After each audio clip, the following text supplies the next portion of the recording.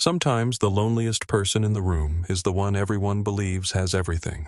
The little town of Maple Glen, Vermont, welcomed October with brilliant red maple leaves, cool mountain air, and the comforting aroma of fresh bread drifting from the bakery across Main Street.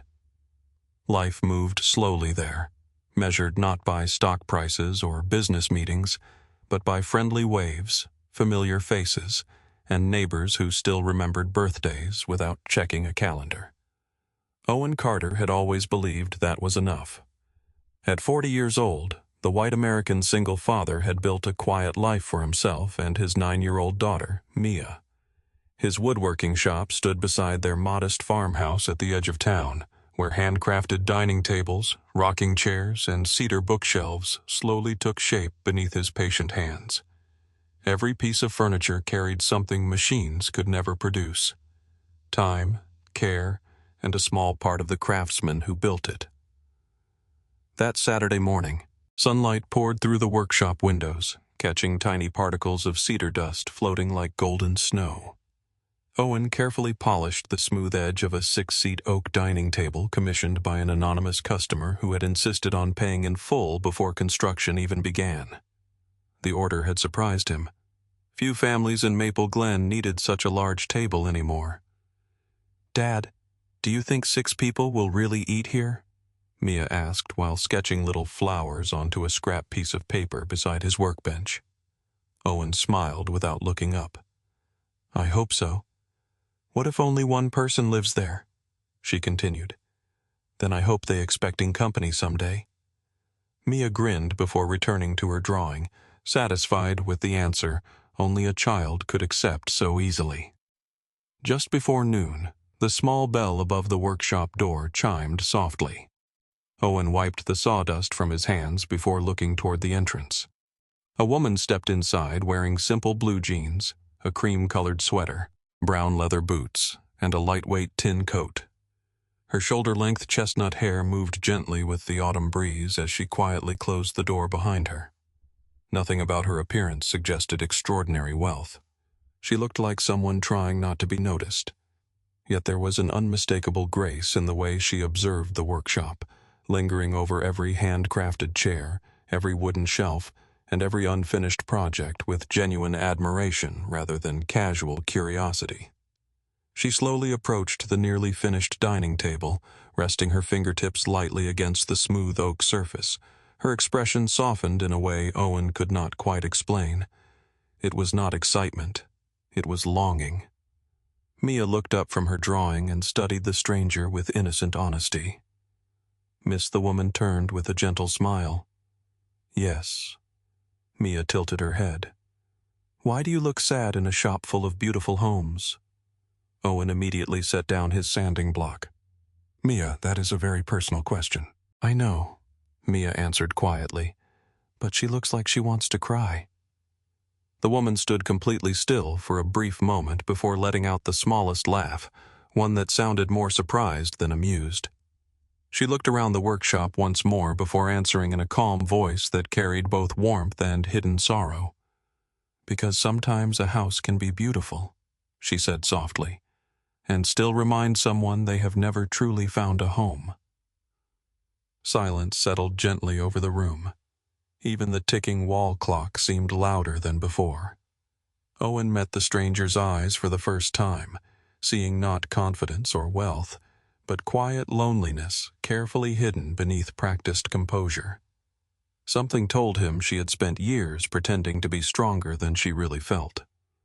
Mia slowly walked toward the unfinished dining table and placed her small drawing in the center.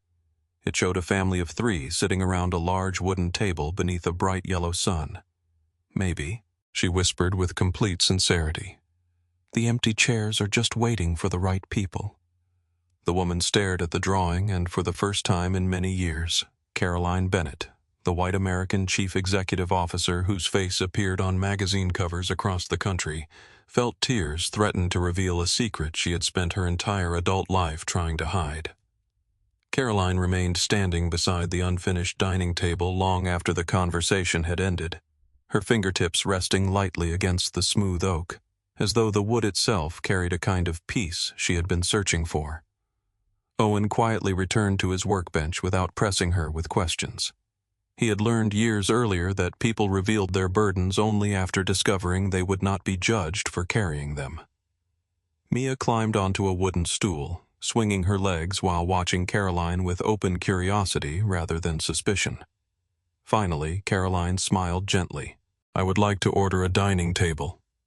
Owen nodded. "This one is already spoken for, but I can build another." Caroline looked around the workshop before returning her eyes to the unfinished table. "I would like one exactly like this.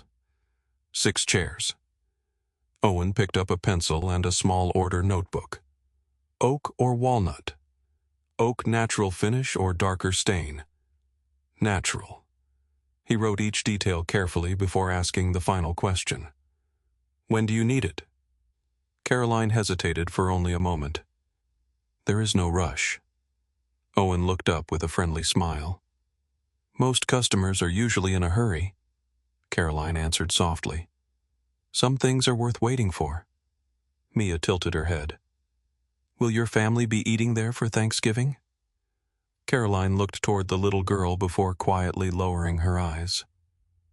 "Not this year." Mia frowned slightly. "Christmas." Caroline forced a small smile. "Probably not." The little girl accepted the answer with the simple honesty only children possess. "Then maybe next year." Caroline laughed quietly, the sound warmer than before. "Maybe." Before leaving, she noticed a cedar bookshelf standing near the front window. Family photographs filled every shelf. There were pictures of Owen teaching Mia how to fish beside a quiet lake, baking birthday cakes together, planting tomatoes in the backyard, carving pumpkins in autumn, and decorating a small Christmas tree covered with handmade ornaments. None of the frames looked expensive, yet every photograph seemed filled with something priceless. Caroline realized she had appeared on the covers of national business magazines dozens of times, but she could not remember the last photograph anyone had taken simply because she looked happy. She quietly thanked Owen before stepping outside into the crisp afternoon sunshine. Her black luxury sport utility vehicle waited across the street where she had intentionally parked away from the workshop so no one would associate it with her. Before climbing inside, she looked back one more time through the workshop window. Owen was already helping Mia sand a small wooden birdhouse while both of them laughed over something neither of them would remember tomorrow. Yet Caroline somehow knew she would remember that simple moment for years. 2 days later, she returned carrying a paper bag from the bakery across the street. Owen looked up with pleasant surprise. "Back already?" Caroline smiled. "I thought someone working with wood all day might appreciate fresh cinnamon rolls." Mia immediately grinned. "Dad never says no to cinnamon rolls." Owen laughed. "She is probably right." They shared coffee around a worn wooden workt while autumn rain tapped softly against the windows. Caroline listened far more than she spoke as Mia described school projects, the town harvest festival, and the stray orange cat that occasionally visited the workshop. The conversation felt strangely effortless because no one cared about titles, achievements, or social status. They simply enjoyed each other's company.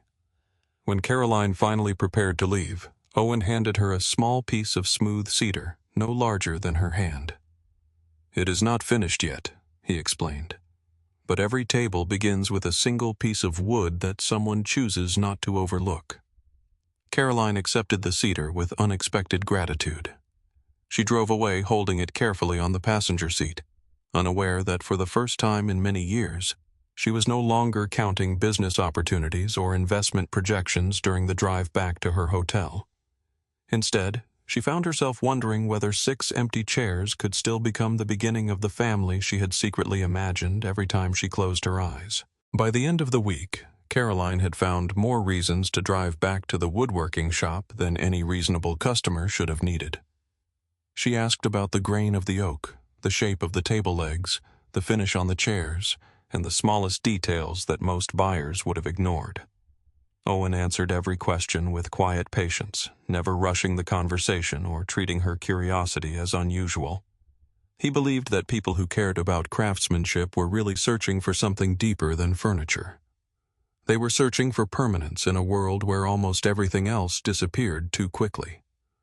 On Friday afternoon, dark clouds rolled across the mountains surrounding Maple Glen, and a steady autumn rain began falling just as Caroline arrived with a homemade apple pie from Helen Moore's bakery.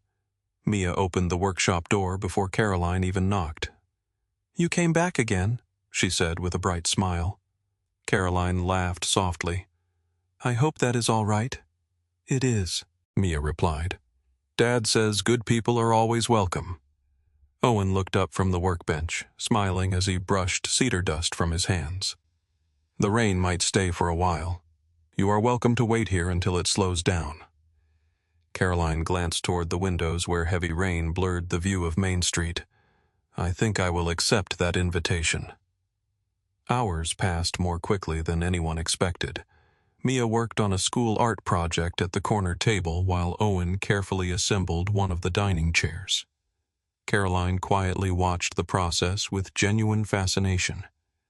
"Every piece fits together without nails," she observed. Owen nodded. "Wood remembers pressure better than force. If every joint is shaped with care, it supports the others naturally." Caroline smiled thoughtfully. "I wish companies worked that way." Owen looked at her for a brief moment before returning to his work. "Maybe people do." The simple answer lingered in her thoughts longer than she admitted. As evening approached, the rain became even heavier and strong winds shook the maple trees outside. Mia looked toward the kitchen. "Can we make dinner?" Owen smiled. "Only if our guest does not mind simple food," Caroline answered almost immediately. Simple sounds perfect. The three of them moved into the warm farmhouse kitchen, where Mia handed Caroline an apron covered with tiny embroidered sunflowers. Caroline laughed as she tied it around her waist. "I do not think I have worn an apron since I was a little girl." "Then today is a good day to start again," Mia declared. Together they prepared homemade pasta, roasted vegetables, fresh bread, and warm apple slices sprinkled with cinnamon. Caroline accidentally spilled flour across the countertop, then laughed even harder when Mia gently dusted a little flour onto Owen's sleeve. Owen looked down at the white powder before smiling with quiet amusement instead of annoyance. The kitchen filled with laughter, warm light, and the comforting scent of fresh bread. When dinner was ready, Owen carried 3 plates to the old wooden table that had served his family for years. The surface showed scratches, faded marks, and tiny imperfections collected over countless ordinary evenings. Caroline gently ran her fingertips across the worn wood. "It is beautiful," she whispered. Owen looked at the table before answering. "It is not perfect," Caroline smiled. "Neither are the memories sitting around it." During dinner, no one spoke about careers, investments, or achievements. Mia described the book she was reading at school. Owen talked about restoring an antique rocking chair for an elderly couple celebrating 50 years of marriage. Caroline mostly listened, occasionally laughing at Mia's stories and quietly helping refill everyone's glasses. For the first time in longer than she could remember, she forgot to check her telephone. It remained untouched inside her coat pocket throughout the entire evening. Later, as rain continued tapping gently against the windows, Mia curled up on the living room sofa beneath a knitted blanket and slowly fell asleep while holding her favorite storybook. Caroline carefully stood, lifted the blanket over the little girl's shoulders, and gently brushed one loose strand of hair away from her face. Owen watched from across the room without speaking. There was something deeply natural about the quiet tenderness Caroline showed toward his daughter, something that could never be rehearsed or purchased. Standing beside the softly glowing fireplace, Caroline looked toward the peaceful room before speaking almost to herself. "I have attended hundreds of dinners in the finest restaurants across America." She paused as warm firelight reflected gently in her eyes. "But somehow this little farmhouse feels more like home than any place I have ever lived." Owen said nothing for several seconds. Then he quietly placed another log onto the fire and answered with the steady calm that had begun changing her heart one simple evening at a time. Sometimes home is not the place we build first. Sometimes it is the place that quietly builds us. The following morning arrived wrapped in silver mist that drifted gently through the maple trees surrounding Owen's workshop. The rain had washed every leaf clean, leaving the quiet town glowing beneath crisp autumn sunlight. Caroline woke inside the small bed and breakfast where she had extended her stay for the third time without telling anyone from her office. Each morning, she promised herself she would leave Maple Glen before sunset. Each evening, she found another reason to remain. After breakfast, she returned to the workshop carrying fresh coffee and warm blueberry muffins from Helen Moore's bakery. Owen smiled as she walked through the open door. "You are beginning to know everyone's morning routine." Caroline laughed softly. "Maybe I am learning from the experts." Mia was already busy painting tiny wooden ornaments for the upcoming harvest festival. She looked up with bright excitement. "Miss Caroline, can you help me after lunch?" Caroline nodded without hesitation. "I would love to." The morning passed quietly as Owen continued shaping the large dining table while Caroline watched each careful movement. She noticed that he never hurried even when the work was difficult. Every cut, every measurement, and every polished edge received the same patient attention. "Do you ever become tired of making tables?" she asked. Owen gently brushed away a layer of fine cedar dust before answering. "Not really." "Why?" she asked. He smiled towards the unfinished table, standing proudly in the center of the shop. "Because I never build furniture. I build places where people forgive each other, celebrate birthdays, solve problems, welcome strangers, and grow old together. The wood is only the beginning." Caroline quietly absorbed every word. She had spent years selling beautiful homes and luxury interiors through national advertising campaigns. Yet, no marketing presentation had ever described a dining table with such simple truth. After lunch, Mia invited Caroline into the small reading corner beside the workshop office where children's books filled handmade cedar shelves. While searching for colored pencils, Mia accidentally knocked a small leather notebook from Caroline's tote bag onto the floor. "I am sorry," Mia said quickly as she picked it up. "It is all right," Caroline replied while helping gather the scattered pages. But one loose sheet slipped between them before either could catch it. Owen bent down and carefully lifted the paper. His eyes paused for just a second before he quietly handed it back without comment. Caroline gently accepted it, but Mia had already noticed the drawing printed across the page. It showed a modest white farmhouse with a wraparound porch, flower gardens, a wooden swing, and 6 chairs surrounding a dining table beneath a large oak tree. There were no faces on the people sitting there, only simple outlines holding hands. Mia looked at Caroline with innocent curiosity. "Did you draw that?" Caroline hesitated before answering. "Yes." "Is it your dream house?" Another quiet pause settled over the room. Caroline slowly nodded. "Since I was very young." Mia smiled brightly. "It looks like ours." Caroline lowered her eyes with a gentle smile touched by sadness. "I think that is why I like it." Owen respectfully looked away, giving her the privacy she deserved. Yet the image remained in his thoughts. He had expected expensive vacation homes, luxury estates, or elegant penthouses inside the notebook of a woman who carried herself with unmistakable refinement. Instead, he had glimpsed sketches filled with vegetable gardens, rocking chairs, family dinners, handwritten recipes, and children playing beneath maple trees.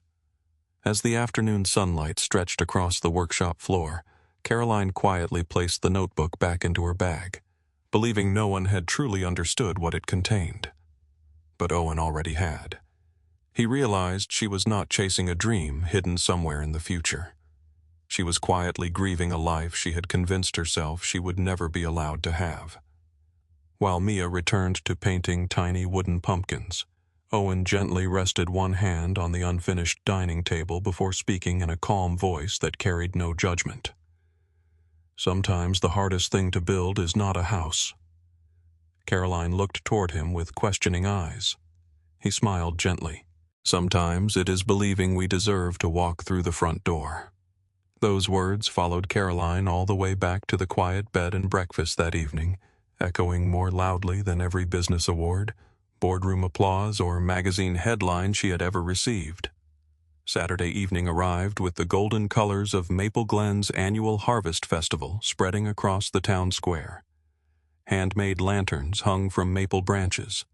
Children laughed beside hay bales. Local musicians filled the cool autumn air with gentle folk songs, and neighbors greeted one another as though every face belonged to an extended family.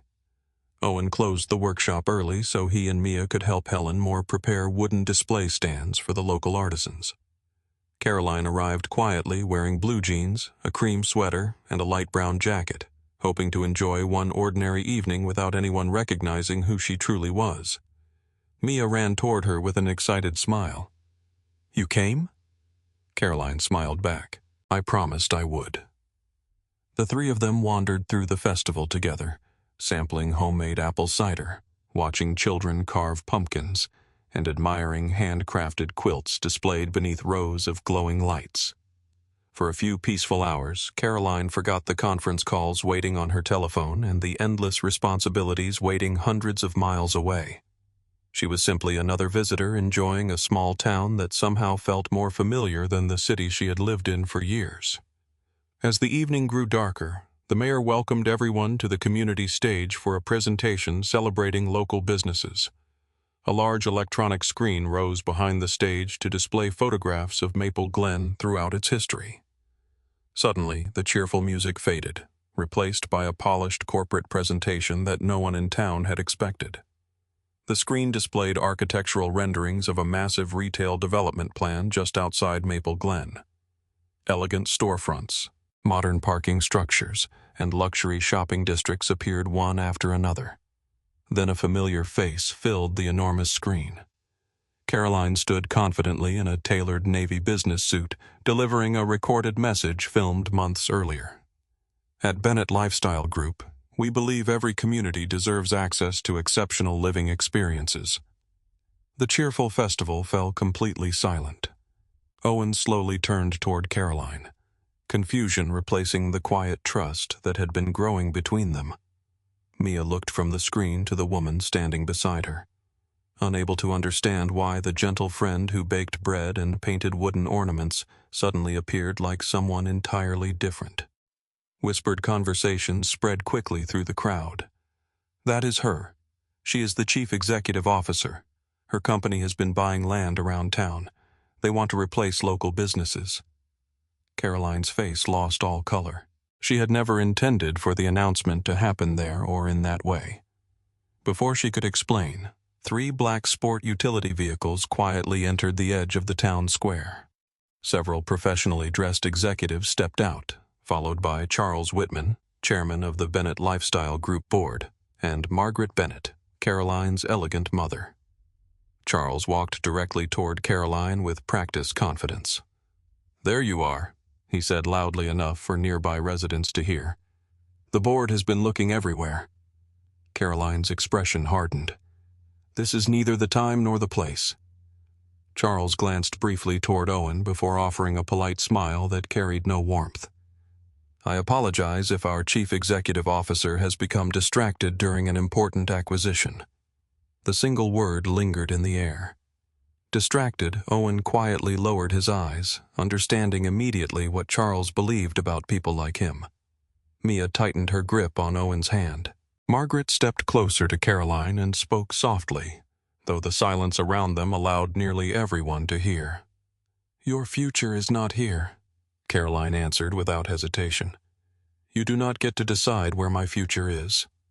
Charles opened a leather portfolio and held out several documents. "The land purchase will be finalized Monday morning. The media expects your appearance in Boston tomorrow. We should leave now."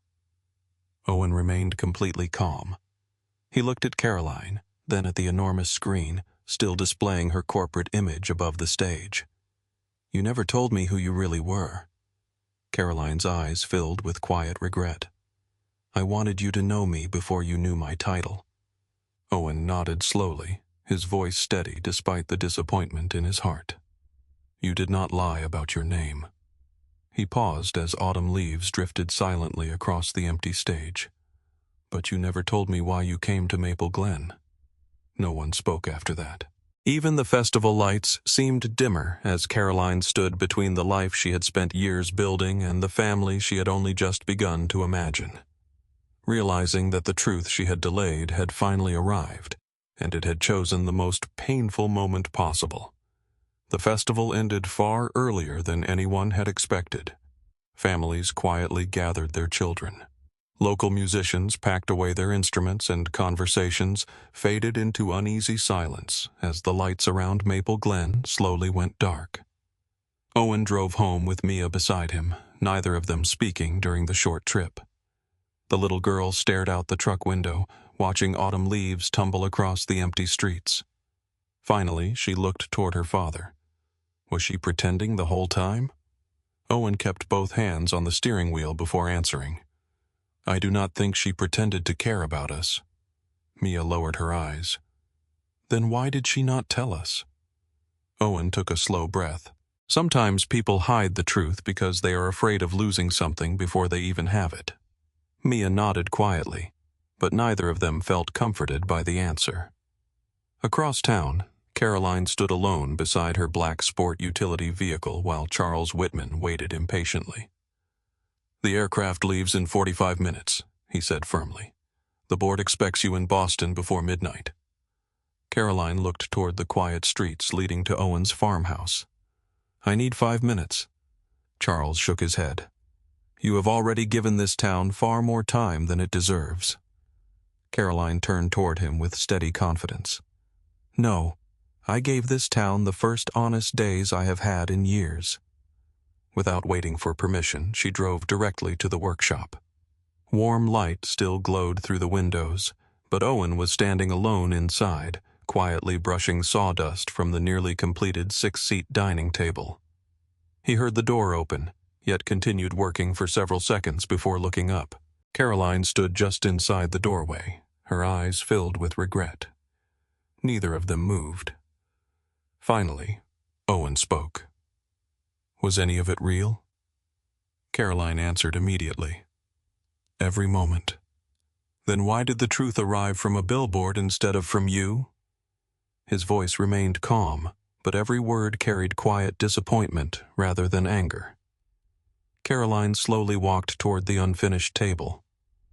"I came to Maple Glen because Bennett Lifestyle Group was evaluating land for a regional retail center." She paused before continuing. "I planned to spend one afternoon here. Instead, I met you and Mia." Owen remained silent. "Every day after that became harder," Caroline admitted. "The longer I stayed, the more impossible it became to tell you who I really was without believing I would lose everything we had begun to build." Owen rested one hand on the smooth oak tabletop. "You could have trusted us with the truth." Caroline lowered her eyes. "I did not trust myself." The workshop grew quiet except for the soft ticking of the old wall clock. Dust floated through narrow beams of evening light as though even time itself had slowed to hear the conversation. Owen finally looked at Caroline again. "I could forgive a hidden title." He paused before speaking the words that had weighed heavily on his heart since the festival, "But I cannot invite my daughter into a world where someone calls her family a distraction." Caroline felt tears gather in her eyes. "Charles does not speak for me." "Maybe not," Owen answered gently, "but he speaks for the world. You have to return to tomorrow." Caroline reached into her leather tote and slowly removed the small cedar block Owen had given her days earlier. She had carried it everywhere, the smooth what had become a reminder of the life she secretly wanted. She placed it carefully on the unfinished dining table between them. "This is the only thing I have carried every single day," she whispered, "because it reminds me that there is still a version of my life worth fighting for." Owen looked at the cedar without touching it. "Then fight for it." Caroline searched his face, hoping he would ask her to stay. He never did. That quiet restraint somehow hurt even more than rejection would have. Owen simply stood with the same quiet dignity that had first earned her respect. He would never ask her to abandon her responsibilities, and he would never ask Mia to risk another heartbreak. Outside, the headlights of Charles Whitman's vehicle appeared through the workshop window. Caroline understood that the moment she stepped outside, the life she had been avoiding would be waiting. She looked one last time at Owen, at the unfinished 6-seat dining table, and at the empty chairs surrounding it. Then, with tears she could no longer hide, she whispered, "I hope it is not too late to become the person I have always wanted to be." Owen offered a gentle, sorrowful smile. The right future is never built by running away from the truth. Caroline quietly turned, walked into the cool autumn night, and closed the workshop door behind her, leaving the unfinished table, standing silently between the life she was leaving and the family she was suddenly terrified of losing. The flight back to Boston lasted less than 3 hours. But for Caroline, it felt like crossing an invisible border between two completely different lives. By sunrise, she was standing inside the top-floor executive conference room of Bennett Lifestyle Group, surrounded by polished marble, floor-to-ceiling glass, and the quiet efficiency of assistants preparing another day filled with meetings. Everything looked exactly as she had left it. Yet nothing felt familiar anymore. As board members gradually entered the room, Charles Whitman confidently distributed presentation folders outlining the Maple Glen Regional Lifestyle Center. Architectural renderings displayed rows of luxury retail stores, expanded parking structures, and projected quarterly profits. "Construction begins in 6 weeks," Charles announced.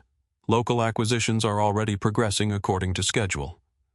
Caroline slowly opened the folder without speaking. Each page represented a decision she had once approved without hesitation. This morning, every number carried the faces of people she now knew by name. Helen at the bakery, the elderly couple waiting for their rocking chair, children running through the harvest festival, Owen sanding oak beneath warm afternoon sunlight, and Mia placing a simple drawing on an unfinished dining table. Charles noticed Caroline's silence. "Do you have any concerns?" Caroline calmly closed the folder. "Several." The room immediately grew quiet. Margaret Bennett watched her daughter carefully before speaking. "Caroline, personal emotions cannot interfere with corporate responsibility." Caroline met her mother's eyes without lowering her own. "If responsibility ignores people, then it is no longer responsibility." Several directors exchanged uncertain glances. Charles activated another presentation showing projected shareholder returns.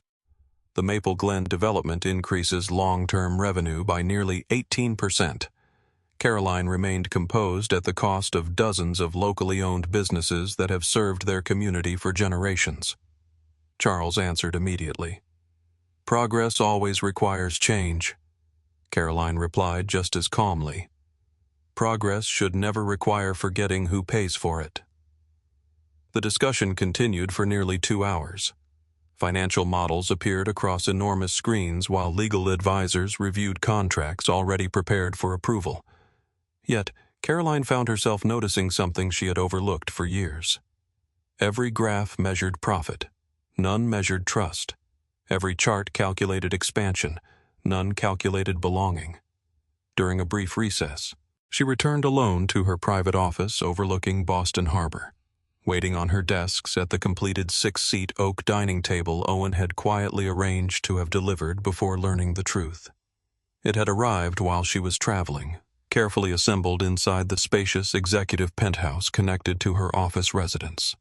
She slowly walked around it, touching each handcrafted chair. 6 places had been prepared. Only one was ever occupied. Sunlight poured through the windows, illuminating the empty seats until they seemed almost painfully alive. She remembered Mia asking who would sit there. She remembered answering that it was only a project. Now she understood she had been building furniture for a family she never believed she deserved. Her telephone vibrated repeatedly with messages from investors and media representatives requesting interviews. She quietly turned it face down before opening the top drawer of her desk. Inside rested the small cedar block Owen had given her. Its smooth surface still carried the faint scent of fresh wood.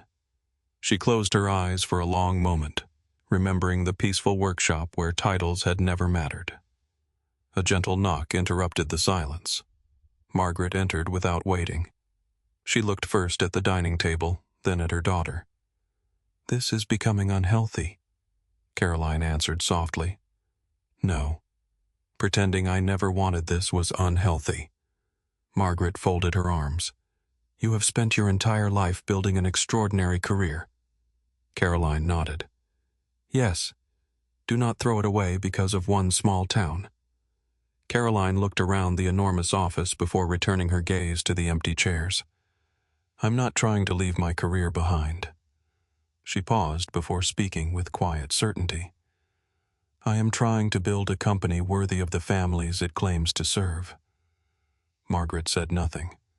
For the first time in many years, she realized her daughter was no longer asking for permission to choose her own future. Back inside the boardroom, the directors slowly returned to their seats, expecting another routine vote. Instead, they found Caroline standing confidently at the front beside a completely different presentation prepared overnight. The title on the first slide contained only 6 simple words that immediately silenced the room.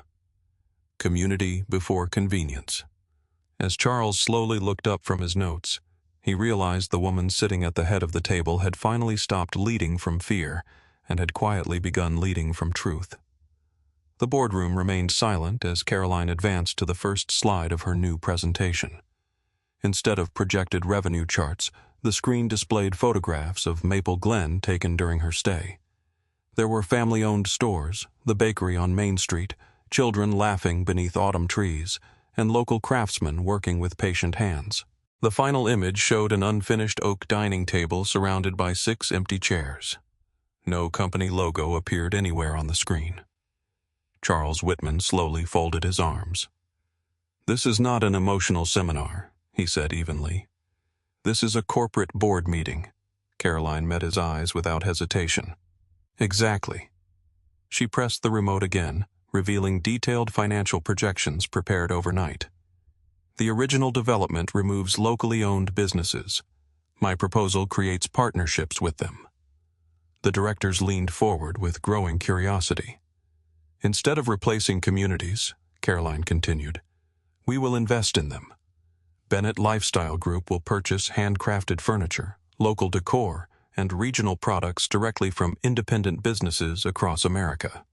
Maple Glen becomes our first community partnership center instead of another shopping complex." One director adjusted his glasses while reviewing the numbers. "The first 3 years generate lower profit margins." Caroline nodded. "Yes." Another director looked up. "But long-term customer loyalty increases substantially because people trust companies that strengthen communities instead of erasing them," Caroline answered. Charles stood and walked toward the large display. "Shareholders expect maximum returns." Caroline calmly replied. "Shareholders also expect sustainable companies. Trust is not a charitable expense. It is a long-term investment." Before Charles could respond, the boardroom doors quietly opened. Owen Carter stepped inside wearing his familiar brown work jacket and carrying a handcrafted cedar display case. Several directors looked surprised. Caroline had invited him the previous evening, explaining that the meeting should include someone whose future would actually be affected by the decision. Owen walked to the front without appearing intimidated by the elegant surroundings. He placed the cedar case on the conference table before opening it. Inside rested handcrafted wooden pieces created by artisans from Maple Glen. Each piece carried the name of the family who had built it. "These are not factory products," Owen said in his calm voice. "They represent generations of skill passed from parents to children. If these businesses disappear, knowledge disappears with them." One director carefully lifted a carved wooden keepsake from the display. "How many families depend on these workshops?" Owen answered honestly. "More than most spreadsheets can show." The room grew quiet again. Caroline stepped beside him. Our company sells the idea of home every single day. We cannot honestly market family values while destroying the communities where those values still exist." Margaret Bennett studied her daughter with thoughtful silence. For the first time, she saw not only a successful executive but a leader speaking with complete conviction. Charles made one final attempt. "If we reject the original proposal, analysts will question your judgment." Caroline smiled gently. "Then they can ask their questions." She took a slow breath before continuing. "I spent years believing leadership meant never appearing vulnerable. I was wrong. Real leadership begins the moment people trust you enough to tell them the truth." The chairman of the Finance Committee quietly raised his hand. "I move that we replace the Maple Glen development with the Community Partnership Initiative." Another director immediately seconded the motion. One vote followed another until the electronic display showed an overwhelming majority in favor of the new plan. Charles remained seated, staring silently at the final result. No one celebrated loudly. The victory felt too meaningful for applause. Caroline thanked the directors before gathering her notes. As the meeting concluded, Margaret slowly approached her daughter. "You always wanted a family," she said softly. Caroline looked down for a moment before answering. "I stopped pretending that was something to be ashamed of." Margaret reached for her daughter's hand with quiet emotion. "I wish I had understood that sooner." Hundreds of miles away, Owen returned to Maple Glen before sunset. Mia ran across the yard and hugged him tightly. "How did it go?" she asked with hopeful eyes. Owen smiled warmly as he looked toward the workshop where the 6-seat dining table waited beneath the afternoon light. Someone finally chose people before profit. Mia looked at the table and quietly counted the empty chairs once again. This time, they no longer felt empty. They felt like promises, patiently waiting for the people brave enough to come home. Winter arrived quietly in Maple Glen, covering the hills with fresh snow that shimmered beneath the pale morning sun. Nearly 3 months had passed since the board approved the Community Partnership Initiative, and the little town had slowly embraced a future no one had expected. Instead of construction fences and demolished storefronts, local workshops expanded. New apprentices learned traditional crafts, and handcrafted furniture from Maple Glen now appeared in Bennett Lifestyle Group stores across the country, with the names of the families who built each piece proudly displayed beside every collection. Owen's workshop had become busier than ever, yet he refused to rush his work. Every table, every chair, and every bookshelf still received the same careful attention that had defined his life long before success arrived.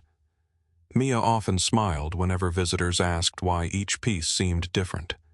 She always answered with the same quiet confidence. "Because my dad believes people should never be built like factories." One snowy afternoon, Owen finished polishing the 6-seat oak dining table that had quietly changed all of their lives. He ran his hand across the smooth surface, remembering every conversation that had unfolded beside unfinished wood, every difficult truth that had been spoken with dignity, and every moment when silence had carried more meaning than words. Mia entered the workshop carrying a small box of handmade candles. "Do you think she will ever come back?" she asked gently.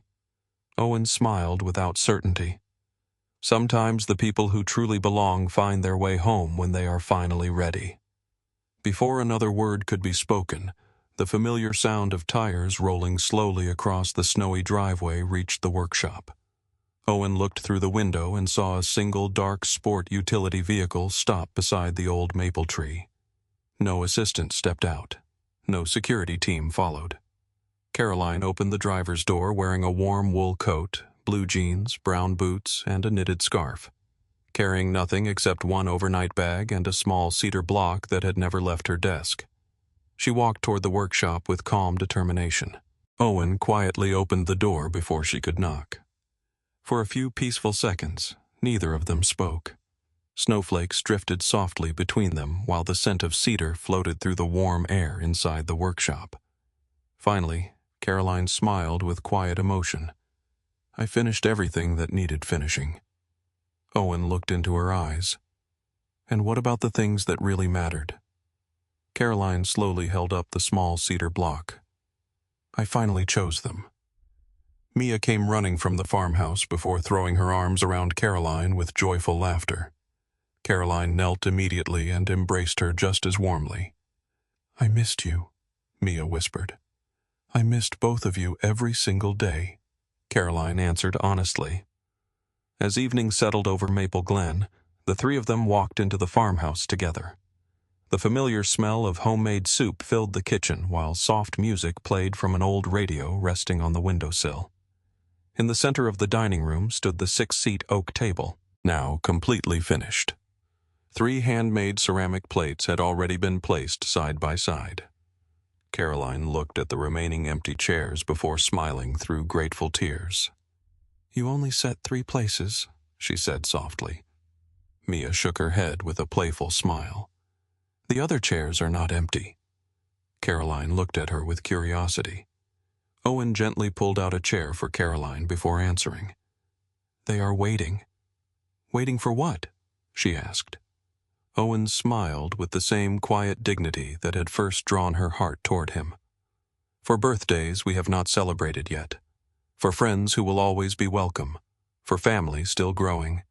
Real homes never stopped making room. Caroline slowly took her seat. She looked around the modest farmhouse where laughter came easily. Truth required no disguise, and love asked for nothing except honesty. She realized that she had once believed happiness would arrive after every goal had been achieved. Instead, it had been waiting beside a simple wooden table built by patient hands and protected by quiet hearts. Owen reached across the table and gently took her hand. No speeches were needed. No promises had to be made. The silence between them carried complete trust. Outside, fresh snow continued falling across Maple Glen, covering every path with a clean beginning. Inside, 3 people shared a warm meal, while 3 empty chairs quietly reminded them that hope always leaves room for tomorrow. Dignity always finds its reward.